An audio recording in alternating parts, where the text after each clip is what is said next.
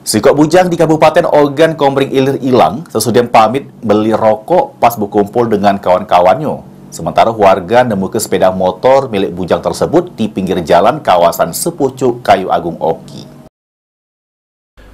Foto Ipan Triansa, 19 tahun, bujang asal Dusun Saladuga, Desa Pulau Gronggang, Kecamatan Pedamaran Timur, Kabupaten Ogan Komering Ilir ini viral menyebar di media sosial lantaran hilang dak kunjung balik ke rumahnya.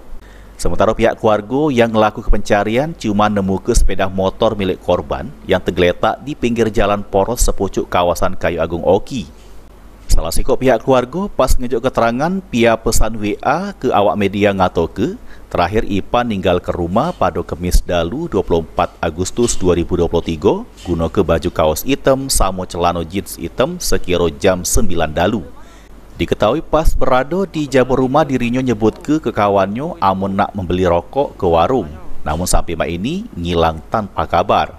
Kejadian ini bakal dilapor ke pihak kepolisian pada Senin kage, sementara pihak keluarga bersama perangkat desa masih melakukan pencarian di sekitar terakhir motor ditemukan, juru kondisi ban depan kempes serta kunci kontak jebol. Nopan Wijaya, PAL TV.